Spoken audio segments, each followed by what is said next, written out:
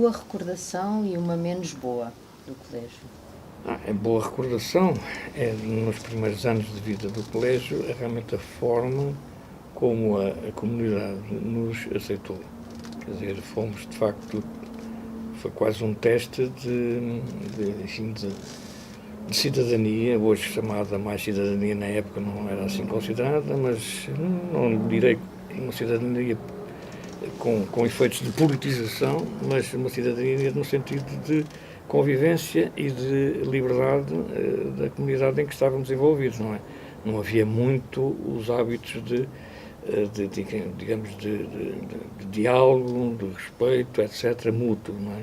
E isso no colégio veio implementar uma série de iniciativas que para a época eram originais, até estranhávamos que isso fosse assim, porque quando começámos a ter as primeiras reuniões com os pais até parecia que não estavam a perceber o que é que se passava.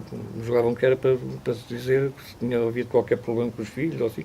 Não, era exatamente para irmos avançando no processo de formação das crianças, o que é que os pais achavam e o que é que nós achávamos do que estava a acontecer na escola. Portanto, a escola era uma escola essencialmente aberta.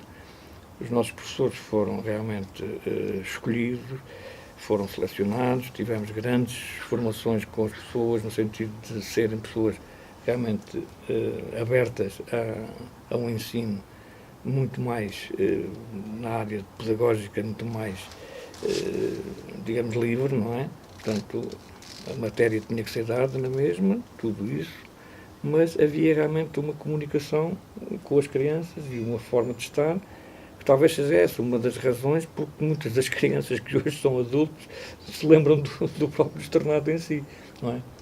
Enfim, há recordações pontuais, e uma delas que eu achei muito graça foi de uma vez levarmos os pais, ou uma família, um pai e mãe, qualquer coisa, a uma observação do seu filho a brincar no recreio. E eles não queriam acreditar. Quer dizer, então, estávamos num terraço superior em que se via o recreio, e as crianças andavam ali à vontade, deitavam-se para o chão, sujavam-se, diziam o que lhe acontecia, e ele disse: o meu filho nunca fez estas coisas. Não, quer dizer, porque havia qualquer coisa de diferente para que, efetivamente, ele não fosse impedido de ter a liberdade de fazer o que lhe apetecesse num tempo de recriação, não é? Portanto, essa foi uma das coisas interessantes que eu, enfim, que dava ginástica nesta altura, no meu pequeno ginásio na escola, e achei graça a este género de situações, não é? Esta, digamos, é uma das situações engraçadas e felizes que eu tive. Muitas mais também eram quando íamos buscar as crianças nós éramos polivalentes, as duas famílias eram polivalentes em tudo, praticamente, e uma das coisas em que intervínhamos, menos o Nelson, que era a pessoa que estava mais a trabalhar fora e intensamente no INEF na altura, era a recolha dos miúdos de manhã e a ida a levar. Havia miúdos que às vezes nem queriam vir para cá, não queriam ser deixados em casa.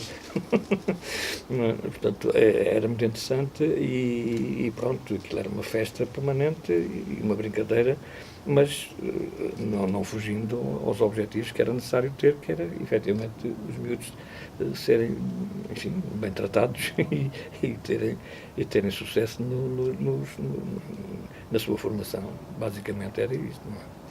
E uma menos boa? A menos boa, essa já é de caráter mais privado e particular, porque realmente nesse espaço de tempo, mais tarde, houve efetivamente um problema na minha família, não é? Em que perdi a minha mulher, e digamos que essa foi, pronto, o colégio não teve culpa nenhuma do que aconteceu, mas digamos é num período de grande desenvolvimento desse projeto que nós tínhamos, em que eu fiquei viúvo. Pronto, digamos, é uma situação que marca um bocado o ano de 1972, não é? Portanto, 3 anos depois, né, ou pouco mais, deste projeto se ter iniciado. Portanto, digamos, essa é a má recordação.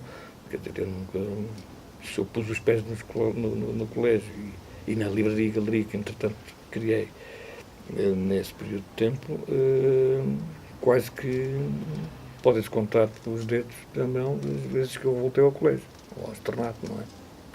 Nem conheço agora o externato. Pode-nos falar um bocadinho dessa livraria-galeria?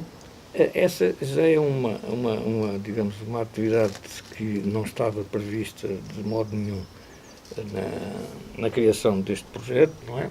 Mas representou para a época e na fase em que foi criada uma resposta também às necessidades do local ou da comunidade onde nós estávamos. O bairro de Nova Oeiras, hoje chamado assim, o bairro residencial de Nova Oeiras, hoje chamado assim na altura, não, digamos, era um local que não tinha propriamente nome, estava a ser, digamos, não era invadido, mas estava a ser conquistado, entre aspas, por uma série de famílias digamos, de boa formação, pessoas que mandam um extrato social acima da média na época e, portanto, muitas delas aderentes ou não do período da chamada primavera marcelista, não é? Portanto, em que havia realmente já uma esperança de que a situação do país podia mais ou menos começar a caminhar para uma normalização que não tinha, de facto, desde há décadas, não é? E, portanto, a livraria foi um projeto, essencialmente, gerido por mim na companhia, mas basicamente com ele à frente deste projeto, de um moço, na altura, que era, mais tarde, deu até num intelectual de referência do nosso meio atual, que é o professor Dr. Jorge Vala, que na altura era empregado de uma editora com quem nos dávamos muito bem, que era a Moraes Editora, do Pedro Taman e do António Alçada Batista, não é? E nós fomos roubá-lo para a livraria daqui do Oeiras, não é? Portanto, foi uma mais-valia e esse elemento, não é, veio realmente dar aqui a esta comunidade de Oeiras, Nova Oeiras e não só, uma atividade de caráter comunitário que não havia em lado nenhum aqui. Portanto, não havia enfim, exposições de pessoas qualificadas falarem de um determinado tema, não havia apresentações de certos processos, certos projetos, etc. Quer dizer, e isto passou quase mensalmente, a partir de uma certa altura, de ser um local digamos, a visitar, dado as características que tinha em relação a similares da época que não vendiam discos proibidos ou não vendiam livros proibidos e a gente tinha essa possibilidade de os obter e vender, etc. E, enfim, fomos tendo alguns problemas e outras alegrias, não é? Pronto, não sei se há altura de falar da própria Declaração Universal dos Direitos Humanos que nós editámos. Foi um sucesso que caiu quase em exagero, porque levou à sua apreensão pela PIDE na altura, não é? Enfim, pessoalmente não fui afetado, mas foi uma situação que teve que merecer uma explicação perante os agentes que vieram cá para confiscar realmente o póster, terem que ser esclarecidos que a tradução tinha sido feita pelo então Primeiro-Ministro Marcelo Caetano e a imagem fotográfica que tinha era retirada do Correio da Unesco, que não tinha que pagar a royalties, não é? Portanto, não percebíamos porque é que estava a ser feita essa apreensão.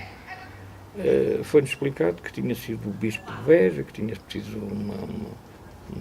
tinha sido confrontado com uma série de postas desses, etc., porque, enfim, a fotografia era realmente bastante... ainda há alguns postas, nós ainda temos um ou dois, não é? Mas tem dono já, enfim, e, portanto, para nós houve um certo gozo, não é? Fazer esse porque nunca tinha sido feito, era para comemorar os 20 anos da Declaração Universal dos Direitos Humanos pela ONU. Não conseguimos pô-la cá fora em 68, mas em 69 pusemos mesmo, não é? E pronto, isso foi uma das coisas que que nos caracterizou também. Pronto, não é nenhum, nenhum sucesso, mas na altura foi interessante e pronto, já não foi agradável, foi a forma como as coisas depois acabaram. Não é? Mas isso já não é prova que isso chamado. Mas nunca tiveram problemas mais graves do que esse com o regime? Não, com o regime, felizmente, não tivemos mais nada. Não houve, não é? Houve, enfim, a politização da época era realmente bastante aborrecida e pessoalmente eu posso ter ficado registado, mas não tive, efetivamente, razões de queixa mais pessoais, não é? Quer dizer, sabia que não era propriamente uma pessoa bem-vinda em certos locais, não é? Portanto, do regime em curso nessa fase, porque estávamos, de facto, em período de eleições, na época do Humberto Delgado, etc. Houve ali uma série de coisas que, de facto, se conjugaram todas para que a pessoa se politizasse realmente, não é? Porque havia uma coisa que era o calcanhar daquilo de toda a nossa juventude na época, que, enfim, embora não sendo jovens, já temos trintões, não é? Mas tínhamos uma guerra colonial em curso, não é? Portanto, isso não era agradável de modo nenhum. Os que já lá tinham estado e os que ainda iam para lá, etc., que era realmente um espinho na garganta de cada um de nós ao pensar nessa situação, não é? Portanto, estava-se a desenhar que qualquer coisa enfim, havia de acontecer. E, infelizmente, aconteceu.